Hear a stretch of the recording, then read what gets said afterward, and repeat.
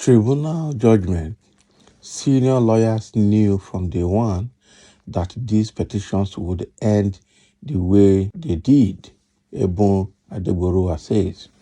Can you imagine? So from day one, the senior lawyers knew that the petitions will end the way they ended. So meaning that they were just doing a academic exercise in that tribunal. They already knew what they were going to do from the beginning of it. How did they know, and why did they allow it end the way it ended? That is the question Nigerians are asking. Okay, is it because of bribery and corruption? Is it because of tribal sentiment? Is it because of party sentiment? What led to what it is? Is it what led to the compromise? Because obviously there were a lot of compromises.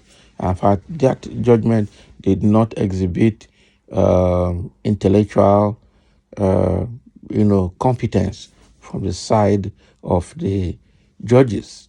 It looks like they use head knowledge interpretation to make their decision, not really applying the law.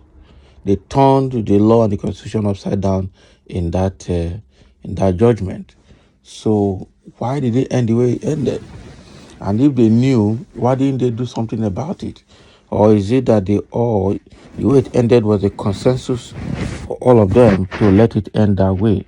That again, we need to know. A senior advocate of Nigeria and public affairs commentator Ebun Adegboruwa has spoken on the decision of the Presidential Election Petition Tribunal justices on the transmission of results, among other issues.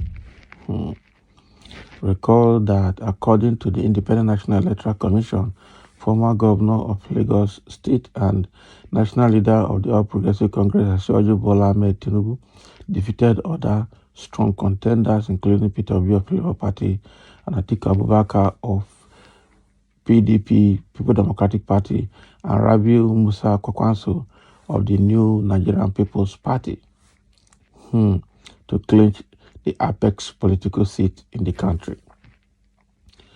The presidential candidates of the Labour Party, Peter Obi, and that of the People Democratic Party, Alhaji Atiku Abubakar, challenged the victory of Bola Tinubu in the Presidential Election Tribunal in Abuja, and their petitions have been struck out by the court on Wednesday, or were struck out, yes. So the Punch newspaper reported that Ebun Adegboruwa, in an exclusive interview, said, "We senior lawyers knew from day one that these petitions would end the way they did. The judgment was not surprising to us at all." Why? How?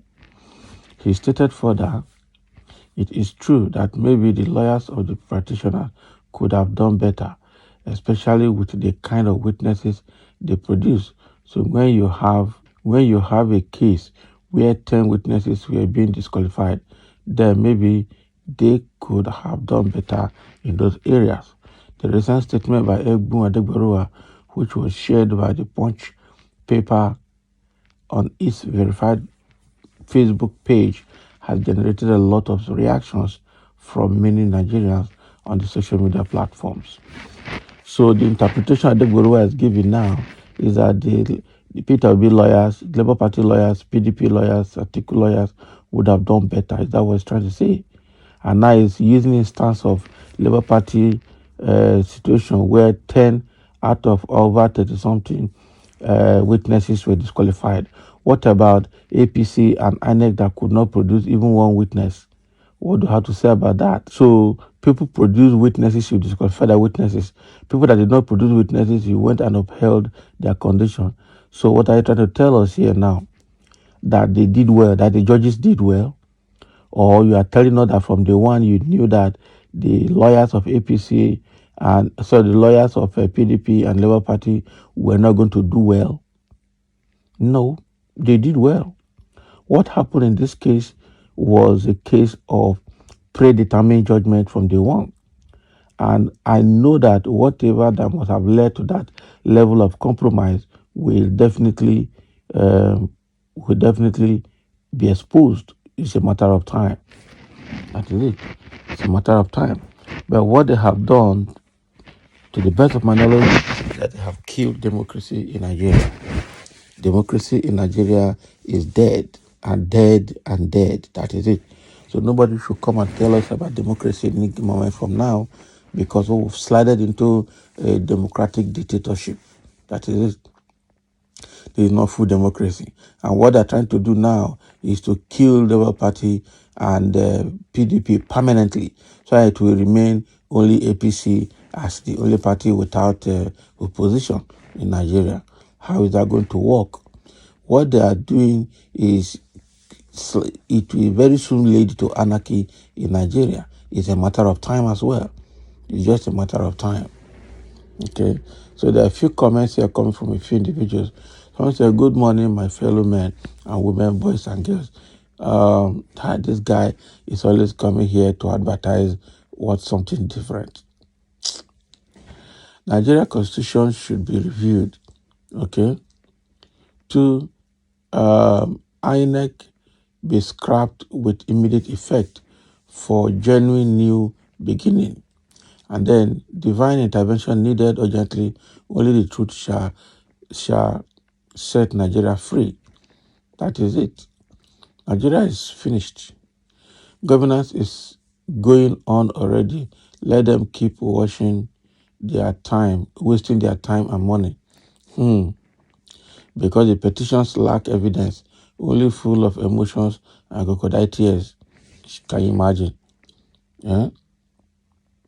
So with all that happened during that election, with all the electoral violence and everything that happened, you are telling us that it was good, Abby? Useless people commenting rubbish. When the petitioners, went to INEC to get document for a proper case in the court, they were denied because they know what they wanted to do. The right person article should have petition before, during, and after election. Was his former boss who defamed his character with fraudulent allegations to convince people to vote him instead of challenging Tinubu, who record wasn't dented by his former employer and employees. Obi should have petitioned his misleaders. Can you imagine?